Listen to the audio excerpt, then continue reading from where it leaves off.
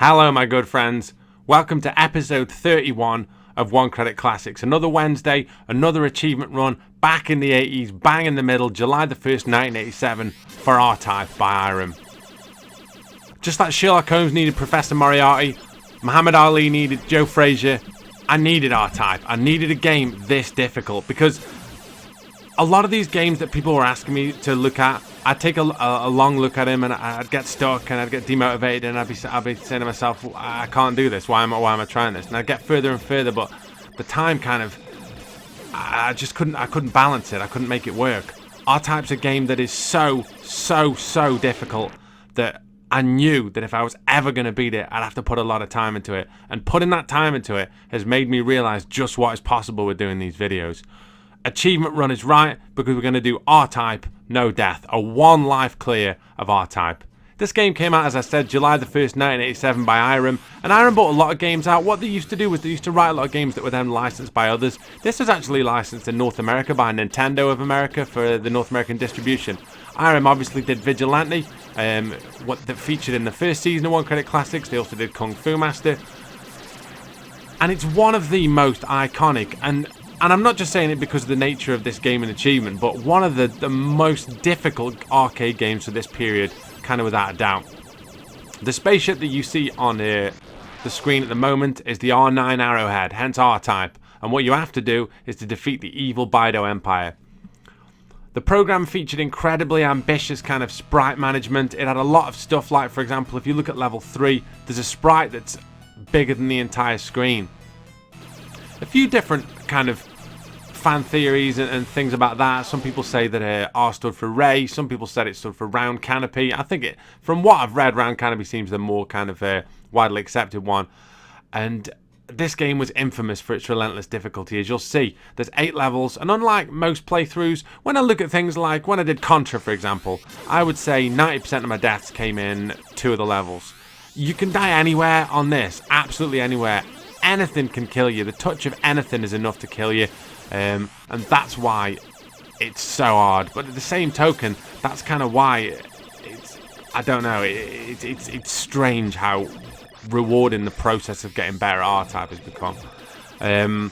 Recently, off topic, we hit 200 subscribers. Now we're in a little competition where you had to send photos of yourself watching One Credit Classics. Shout outs to Arcade Europe and Jag Zangief, who won a One Credit Classics mouse mat each. That's gone in the post. So well done with that, gentlemen. Really good on that. And we've had quite a few of the achievement runs recently. Obviously, last week we had the one with Golden Axe, so it's nice to keep a kind of pace up like this with these kind of games. There's 8 levels, and what I'm going to do is I'm going to beat the whole thing without dying.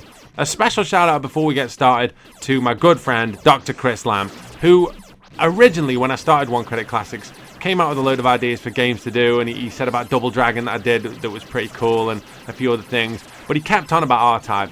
And I see him every couple of weeks because we both work in a similar industry, like at the weekends. And every time I'd see him, he'd be like, "Oh, how are you getting on with R-Type?" And I'd be just thinking, "This dickhead, he's never going to leave it alone, is he?"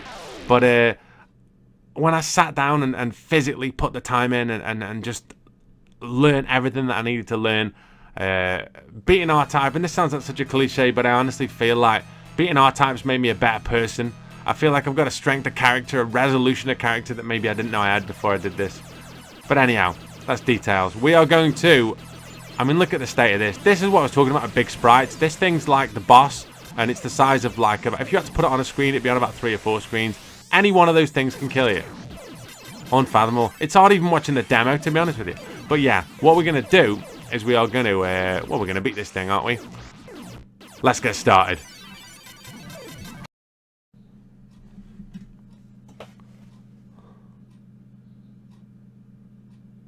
Right, this time. Long old evening. So, first level's called Encounter, and it kind of sets up the key mechanics of the game, really. As you can see, there's the ship, the R-Type, and you see you've got a beam at the bottom that you can charge all the way to the top. Now, the key a lot of the time is a big charge shot will kill stuff, and then the bullet will keep on going. But kind of a little charge shot will do the same. So if you ever find yourself swamped, it's good like there to fire a couple of charge shots. Now this weapon power-up is essential to kind of surviving and kind of doing the game seriously. And it powers up as you go through. but its primary kind of function is to give you more kind of firepower and to blow stuff up. But probably the most overlooked kind of function of this is the fact that it's basically a shield. Pretty much everything dies when it touches this thing. So like it's bullets there, for example, that would have killed me normally. Just need to back this up, right? Can I get? Yeah, there we go.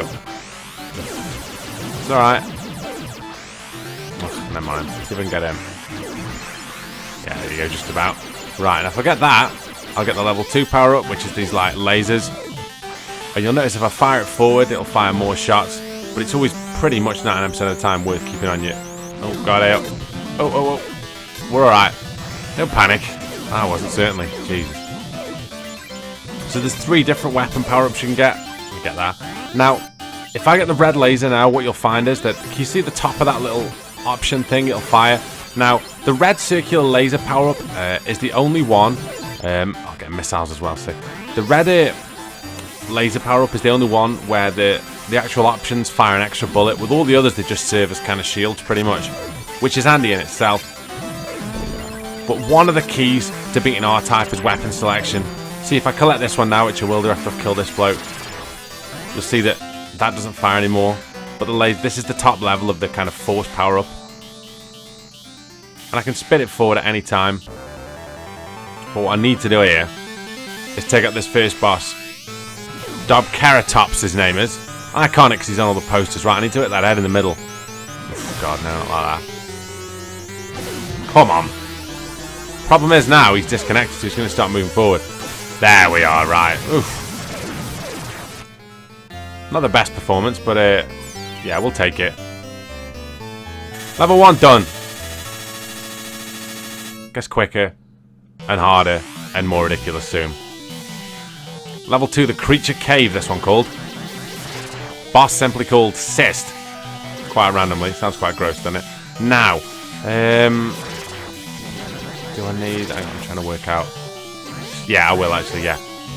I don't want any more speed ups because the problem is, right, if you get more speed ups, the way it works is it doesn't change your like you get all your speed straight away. It's not like there's any kind of inertia based on it.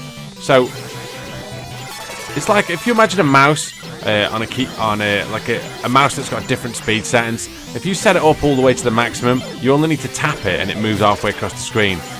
I'll ignore that because I don't need the yellow power up yet, which is the floor-to-ceiling lasers. But yeah, my point, like, so like if I get another speed up, it's just so easy to crash into stuff, and especially level 6 and level 7, you need to be super precise.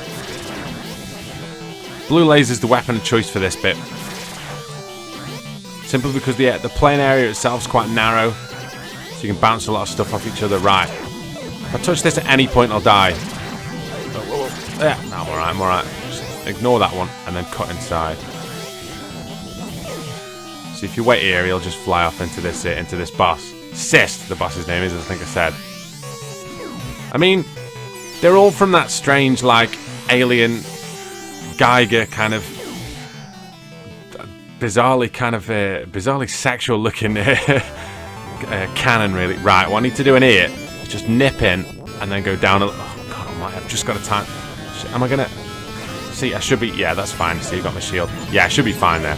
What I should be able to do here is that thing should miss me because the hitbox is at the bottom of my ship, and I should just be able to hit that central blue thing. I don't want to go into too much detail. It's just gross, isn't it?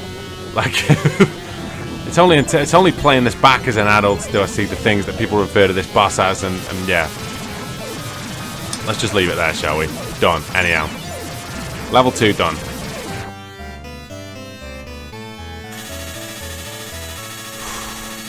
Slowly but surely.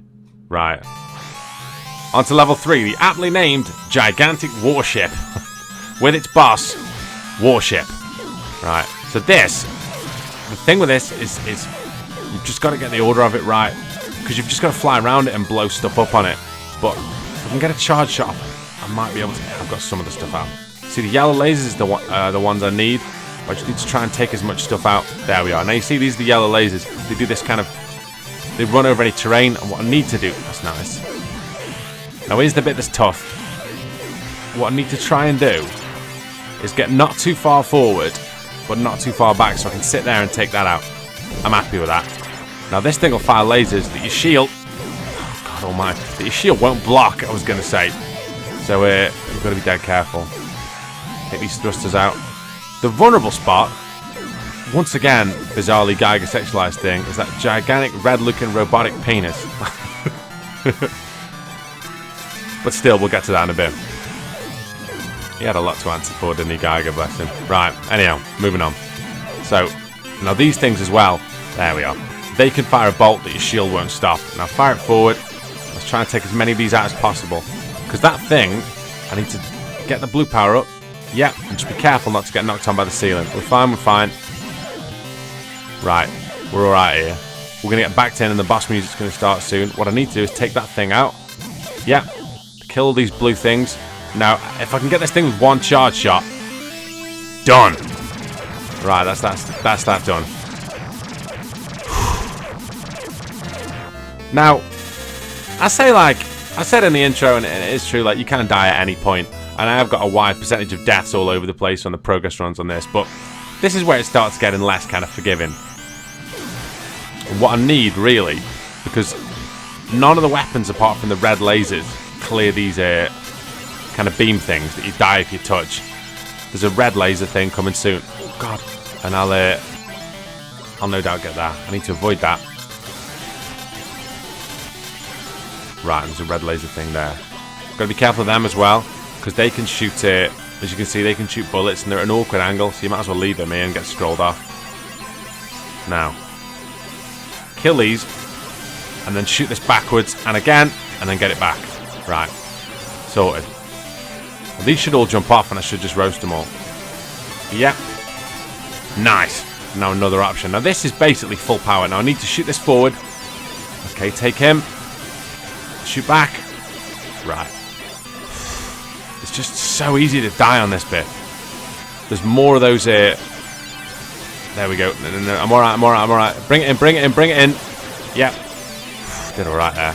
Now the good thing about this is that you can really plow all the kind of those bead-looking things out of the way, the green and red things, because obviously you die if you touch them. There's a load of red things that are going to come forward soon, so what I need to do is shoot this. Oh God, I forgot that. Yeah, that's fine. Let's have a look. Right, go forward. Right, perfect. And as you can see, these lasers are just the best weapon for this one, for taking these out.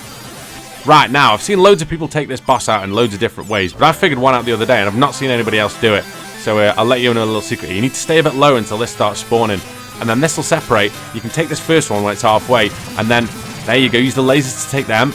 Spit it out. Done! Absolute piece of cake. Not seen that on any other playthroughs. So if you're stuck on that boss, then do that. But just remember to stay low, because it can shoot you from behind. Right, now, another thing I've not seen on any other playthroughs. On this level, the top of the level, as you can see there, the things that stick out that look like kind of bones and stuff, they don't actually damage you. So you can stay in the top left-hand corner, and that's the key to this level. Now those things that come down like that, there's a few of them you've got to kill. This one you've got to kill because it flies up into the top left-hand corner. But everything else, you can stay here, and your lasers, and specifically the laser from the one that's underneath, is that good a point that you can't really get it. Like I say, if you see any of those flying kind of dragon things, they're worth taking out. But I mean, there's one bit where you think every time you're going to die and you don't. Plus your missiles take quite a lot out as well. Like here, for example, you're safe here because none of them come high enough to get you.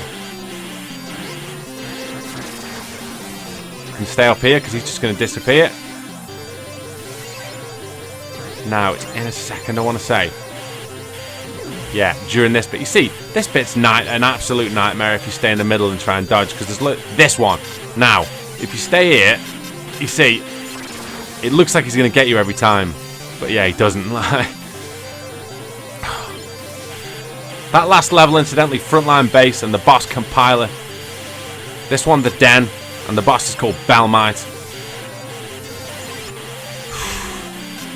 It's tense, even though you know you can't really die.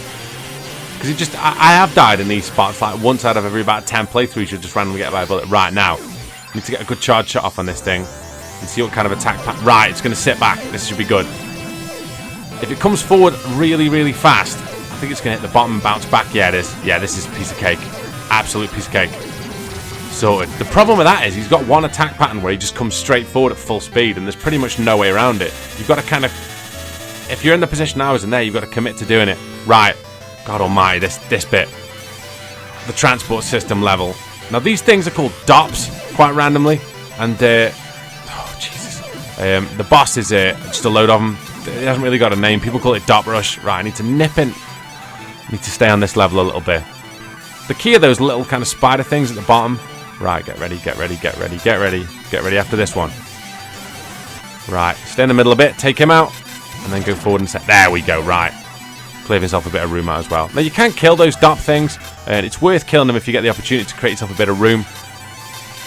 Let's have a look. We can go... I'm going to go after this one. Right, let's go. I need to hug this tight, and then pull back, and then all the way forward. There we go. Now I need to stay here because one of these will drop in. If you're not careful, one of these will drop in here and there, and you can quite easily die there. Now the key with this bit is just to keep back, because if you keep too far forward, what you'll notice is... Hang on. That's it, you see. You can take them out. Now, I need to either do 3 or 4 of these. So 3. Go! Yeah, I need to make sure I take that out. And if I can kill some of these, what I can do is, the bullets that I fire will get the chance to go forward and kill those out, so you're not trying to be hit. Fast one's gone, so I'm going to go. Now, right, duck. Take these 2 and wait here. Right. I don't want that. Now, there's 2 more of those little spider things I've got to do. Right. Just got to remember the pattern. So it's 1, 2, back. 1, 2, back. 1, 2, back. 1, back. 1, back. Shoot. Wait for this one. 1, and then 5. 1, 2, 3, 4, 5. Get back. And then forward. Shoot that one. And then we're good.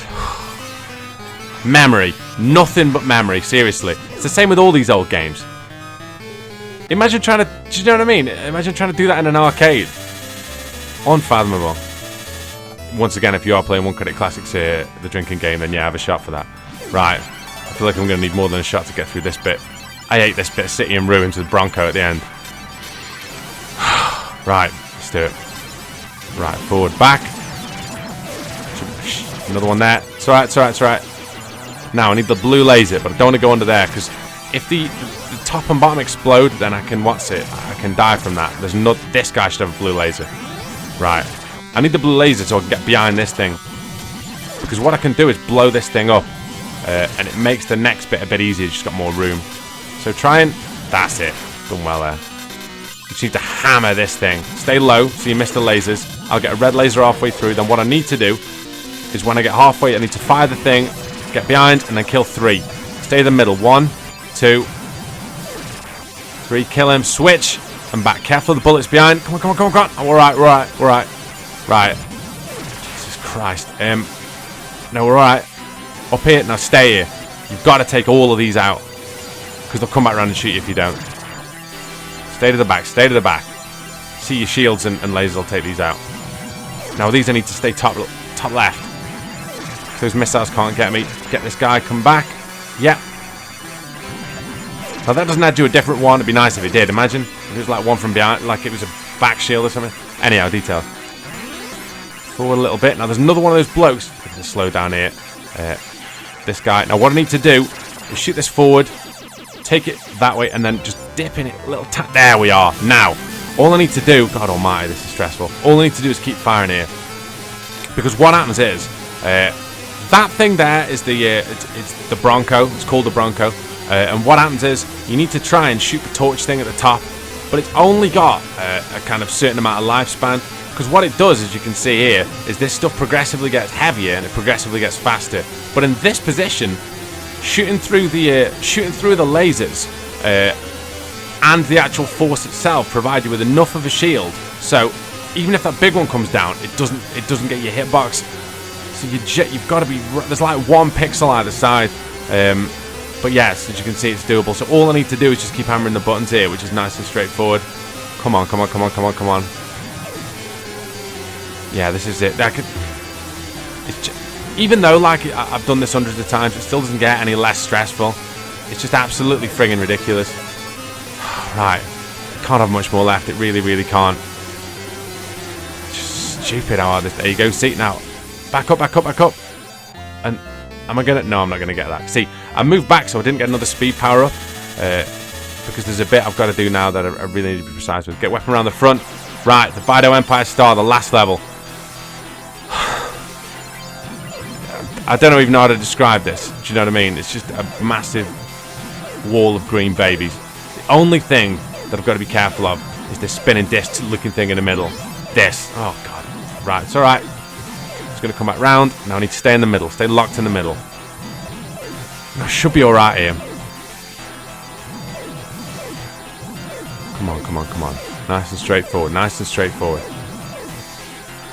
What'll happen in a min is there should be some... I can't even talk. I'm that stressed. Right.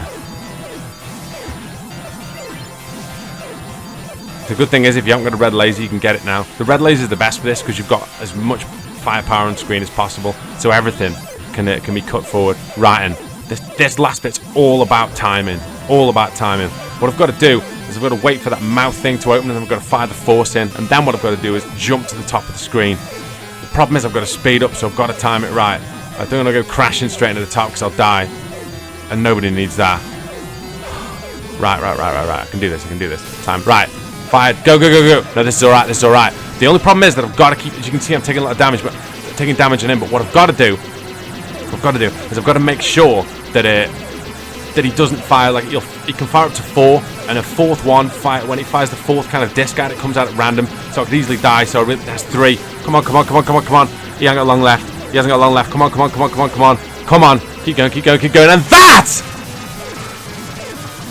is 1 credit as advertised. I don't have words. I really don't. Just bring them all along. Bring your toughest games. Every single one that you got.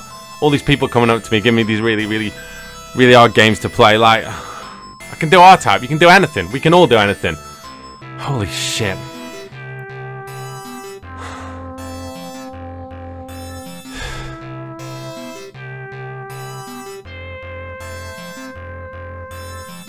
Every single one of you people sitting down. There's just... There ain't a lot of words for stuff like this. I can't tell you how much effort this has taken to get this. I really can't. It's been like months of progress runs. Right, starting back again. Are we beautiful? Right, I'm out of words. To be honest with you, I'm out of words, out of energy. I need to do something else. This is just ridiculous. R-Type, ladies and gentlemen. Try and beat it, but make sure you got a lot of time left in the rest of your life. Crazy as well. Like, this is like the next level up. You can't... The dip switches don't give you difficulty. So, like, I love how this is just harder, just loads harder. But yeah.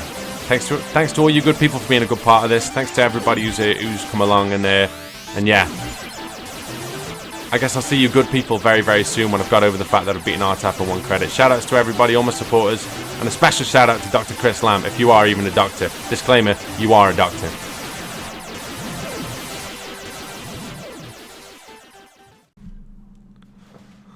Right, I had a massive big... when I was putting this video together and stuff, like, I don't know, I realized, like, when that game finished, like, I just really didn't know what to say. I had a massive big kind of... Like, as stupid as it sounds, like a big kind of adrenaline dump, really. Because I'd just been stuck on this for so long. I didn't really have kind of words, and I listened to it back and kind of like how raw it is, but I want to put like an extra little bit on. The whole point of me playing these old games is so that people can see the way gaming was and what gaming meant to kind of people, and gaming then meant a lot of different things to different people, more than it does now. Like, there was a legitimate culture around gaming that was that everybody couldn't get and everybody couldn't kind of have, and games like R-Type and the harder arcade stuff were kind of, you never saw this stuff, and I've done like a lot of games. This is the 31st episode I've done of the show, and I've done a lot of games, but none of them not only have taken as long as R-Type, but none of them have had just that need to kind of treat it like not like a job in a bad way, but like it reminds me of when I used to play World of Warcraft, and you used to have to do progress runs on bosses, and like you'd spend like 3 hours on a boss, do you know what I mean? And you'd maybe get 5% further or 6% further. Like that was R-Type. Like I had to slowly but surely, just methodically claw my way through this game, and I started recording outtakes. In terms of not recording that's so cheap, innit? Not recording the actual footage, but I just had on my notepad where I kept my notes about like different bosses and stuff like that. I started doing a tally chart of how many times I died, and I stopped counting at 60. But yeah, I estimate, I don't know, if somebody sat me down tomorrow and said, yeah, we've kept an R-Type log, it's over 100, like I just wouldn't be surprised at all. There was nights where I spent hours playing it and I didn't feel like I was getting any better. There was nights where I spent hours wiping on the first 2 or 3 levels, and then I'd have one game and get to level 7 before I went to bed. Do you know what I mean? But it was that late, I was like, I couldn't really do any more recording, and I just remember thinking to myself, oh, what if that was the one? And on the take I actually got there, like I didn't. It's just stupid. Like I didn't think it was really happening. I can't put it into words. Like it's kind of the closest thing that I think I've ever had to like an out of body experience. It's ridiculous. R-Type's like I don't know how much I'll play it again. I don't know if I'll ever come back to it. But it's like with Contra, like with all the most difficult stuff. The fact that there's a record of that now, like that achievement of beating R-Type without losing a life. Kind of exists, and I'm really happy that you good people got to see it, and I'm really happy that I put the time in to kind of get it. And as I said in the intro, like you're gonna die. Yeah, I always I've shouted out my friend Chris Lamb about 5 times now, but I always see him like at weekends at the other job that I do, and he always gave me stick about not doing R-Type, and he's probably got something else already up his sleeve. He probably wants me to have a look at Bionic Commando or something, the lunatic. But I kind of I don't know, like I think that for all the time I spent dying at this, for all the time I spent tearing my hair out, for all the time I started it and then stopped it to do something else, do you know what I mean? Like for all the kind of hair pulling moments, for all the times like I was at work and I was just thinking of like boss strategies, for all the dinner times I spent watching long plays, and all the like the walks home I spent listening to people's kind of strategies and stuff. Yeah. At that point when that last boss died, it was just all worth it. Like the juice was worth the squeeze, you know. It was worth investing that time into it, and I feel kind of I don't know. I just feel good about the fact that I was able to do this. I liked how kind of raw it kind of finished before, but I just thought like there was so much more I kind of wanted to say. I just hit the stop record button because to be honest with you, as soon as that take finished, all I wanted to do was watch it, because I didn't even. I was just, one, I was dead paranoid that I hadn't recorded, but 2, I didn't think it had actually happened. I just thought I might have imagined it, just because at one or other points, like it just seemed so ridiculously far away. So oh god, this demo guy is rubbish. But yeah, thanks very much for being the biggest part of One Credit Classics. Thanks for subscribing and checking us out. There'll be a competition when I get to 250. I don't know where I'm at subscribers wise. When I made this video we were at just over 200, 207 I think I was at, something like that. So, and it's only a couple of weeks away, so what I really need to do is get ahead with recording and then make plans for the next long play. I've had quite a few suggestions. I'm leaning towards maybe doing an adventure game, and if I do an adventure game, what I'll do with that is I'll probably do it. I'll do it 1 credit in terms of I won't die, but what I'll maybe do is do it over a couple of days. So I'll probably save on that one. It depends what game I do. If I do, Link to the Past I could probably do in one session, but it'd be kind of 8 hours or something like that. But I've really been looking at Legend Mystical Quest, which is the first Final Fantasy game that like was developed as kind of an RPG introduction to like Western gamers, and it's really good. I really want to do that. So whatever I decide to do, I will keep you good people posted. But for now, I hope you really enjoyed this. I hope this was achievement's kind of the right word really, because it does really feel like I've see how cheap that was. It does really feel like I've actually physically achieved something. So yeah, right. I am going to go legitimately this time. Take very good care of yourselves. Drop me a line if you've got any ideas of stuff you want to see. If it's harder than R-Type though, then bring it. We'll see what we can do. Nothing's impossible, right? You've just been watching this for the last half an hour. Surely you're aware that nothing's really impossible when it comes to these old games. If we've got rhythms and boss patterns and algorithms, we'll figure it out. You take very good care of yourselves, and I'll speak to you soon. Take care.